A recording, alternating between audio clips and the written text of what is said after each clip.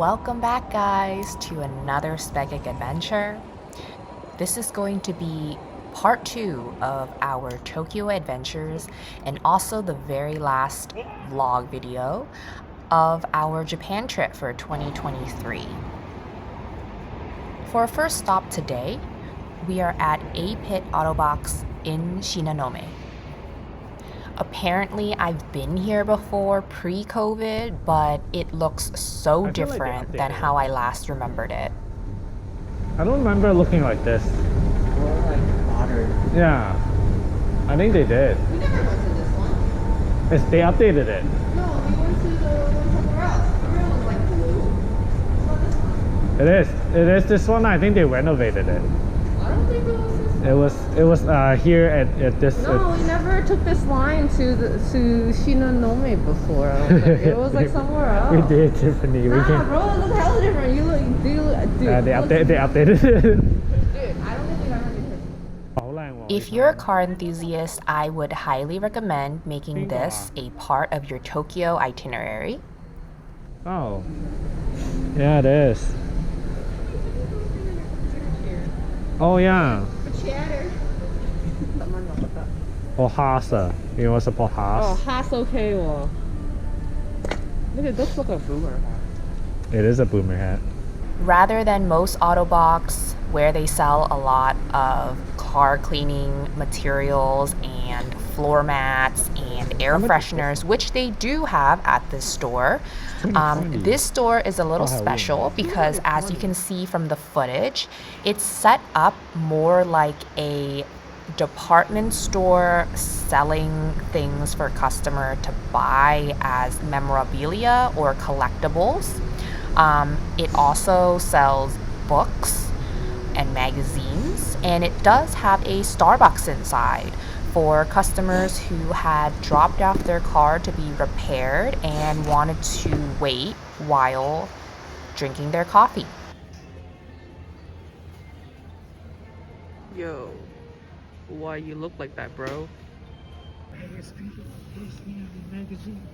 We finally found Roaster Bros after going to many bookstores in Tokyo. Let's see if my So Young is here. Let's see.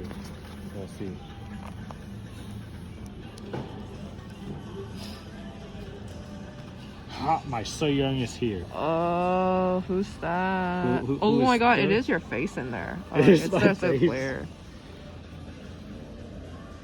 That don't look like you. Who is that? That's some random Asian dude. Who is that? What the hell? That's hella funny. It's cool. So this magazine, I think they come with a mystery box, but this mystery box is not No, it's not that mystery. It's right there. It comes with a girl too. Yeah. Hat.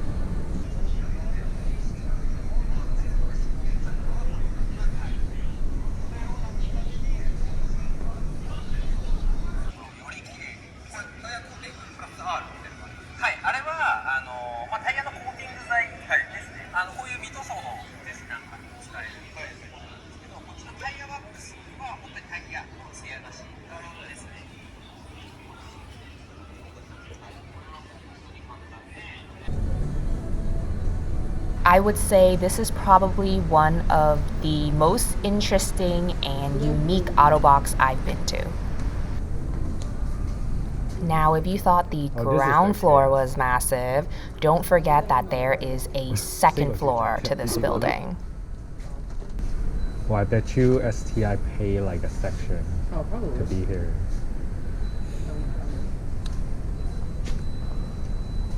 Well, too bad I'm not a Subaru fan. There are display cases geared particularly towards specific brands. So, for example, BMW and Abarth would kind of have their own little section with OEM slash aftermarket parts. Mazda would have their own, Toyota would have their own TRD parts. So it was really cool to see what they had available here. Some of the parts included things like shift knob, oil filters, key rings, aesthetic parts, things like that. The prices were not cheap, but they definitely had a variety of parts. Oh, the 30%. Yeah. This is cool too. I mean, you're pimping out your seats. What is this? Oh, That's your harness protector.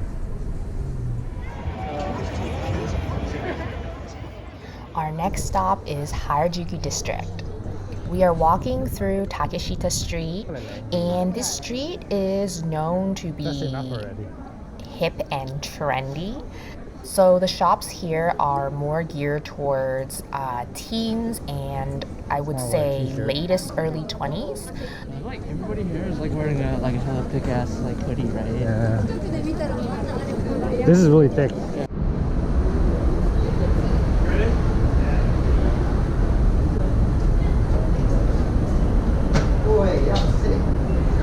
that is so rogue. Yeah, I've seen it.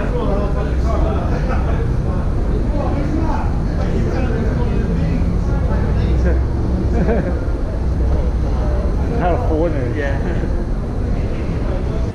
Once you walk through Takeshita Street, you will find yourself walking towards the direction of Kittyland. And do not be fooled by the word kitty because there are lots of things in here I feel that adults will also like. Although if you do bring a kid here, I'm pretty sure your kid will not want to leave.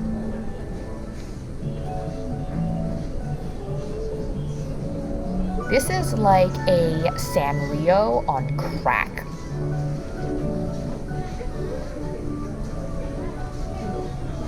After Harajuku, we are walking through Cat Street to head towards to Shibuya direction. Cat Street connects Harajuku District and Shibuya District, and it's the perfect route to walk from and to those two destinations. If you didn't know, Cat Street is a street that has lines of shops stationed next to a lot of residential buildings. Some of these are high-end designer brands like Gucci, for example, but then there are other like independent brands as well. And you also don't have to stick to the main street. There is a lot of side street that branches off from Cat Street that also has a lot of cool shops. So spend some time to look around here. This should be a familiar sight to everybody that has seen Japan before. This is Shibuya Crossing.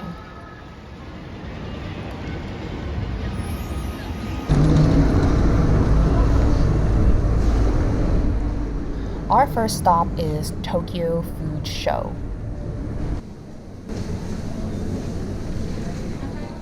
This is a depachika, meaning a basement with a lot of food stalls, similar to the Isetan that we went to in Shinjuku. We were a bit hungry, so we decided to grab some stuff here. If I had to compare, I would say Shinjuku Isetan is still the better depachika.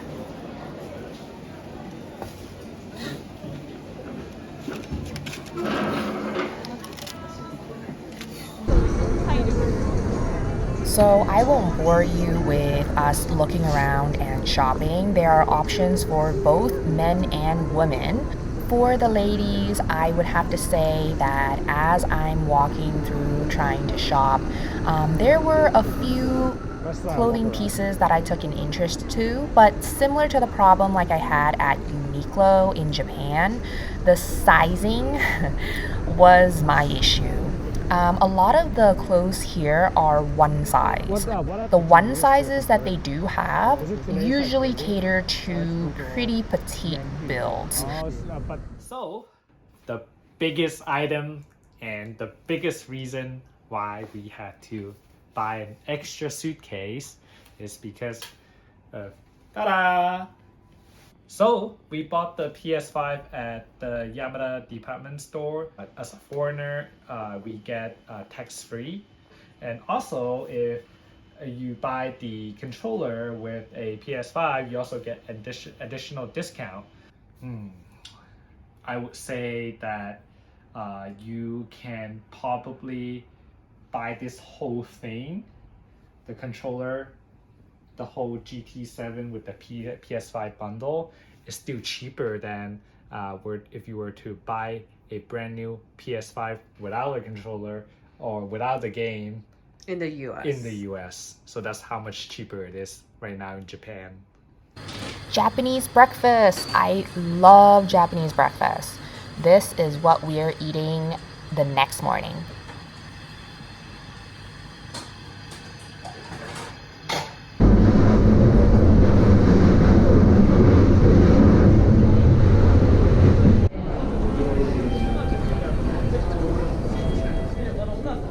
This is Akihabara.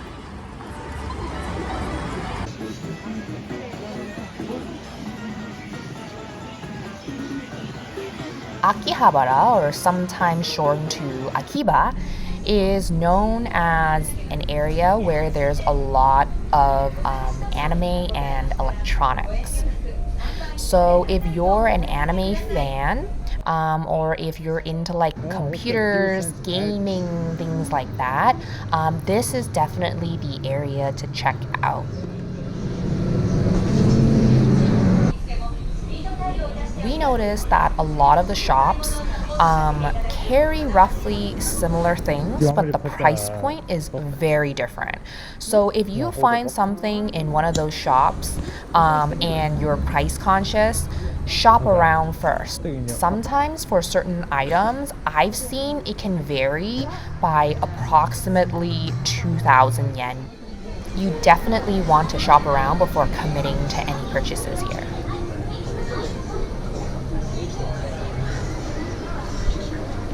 Aside from anime, they also had a lot of model kits and car models that you can purchase here. I won't be linking any specific stores because I feel like every single store at Akihabara is worthy to step into at least once. It's one of those districts where you just kind of have to dip your head in there and explore.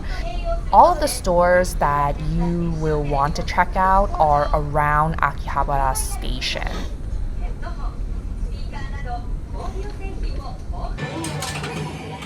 We also stopped by the gaming arcade.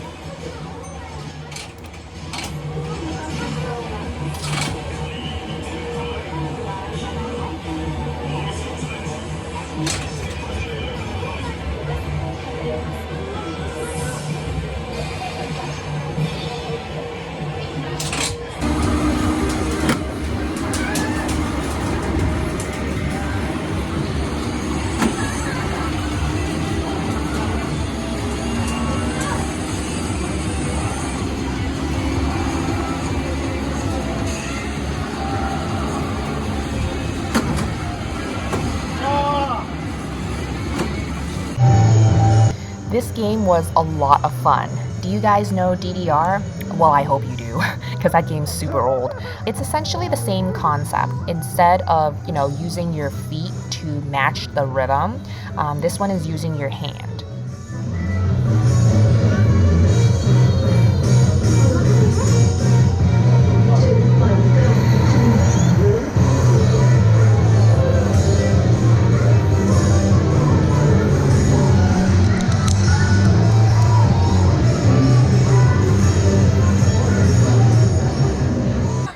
Time for dinner, and we are eating at Roast Beef Ono. This place was actually really good.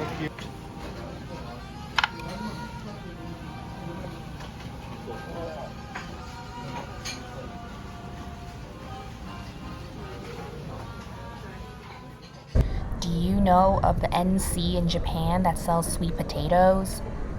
Apparently, it was kind of like a viral thing on social media. When Richard and Tommy had gotten there, the NC had already closed shop. So unfortunately, we didn't get to buy some sweet potato, but this is how it looks like.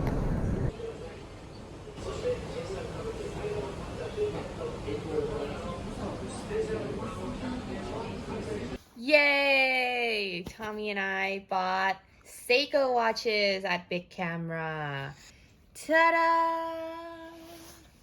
With a black face. There was an option where the dials were on the side, the left-hand side, but Tommy picked the one that was on the bottom instead.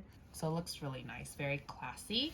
Tommy got this for what, like $100 USD? Yeah, originally it's like a $300 watch. Mm-hmm. Now it's like $100. And then we have mine. This is mine. The box is a Sakura pink box, so that gives you a little preview. And then ta-da! That's how it looks like. And if you can see on the face, you also see those like little sakura petals. So that's very cute. This one I got after all the discounts was roughly like 230 USD. Tommy and I decided to do some picture taking on our last day in Japan.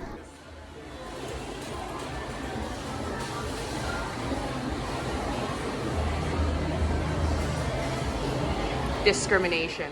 It's been a while since I've used one of these, so I had forgotten that it was a thing that I had to do. But essentially, after you finish taking your pictures, you move on to the side, and it's there that they have you, add stickers or draw on your pictures, things like that, right? Prior to the time running out, make sure that you hit finish on your edits.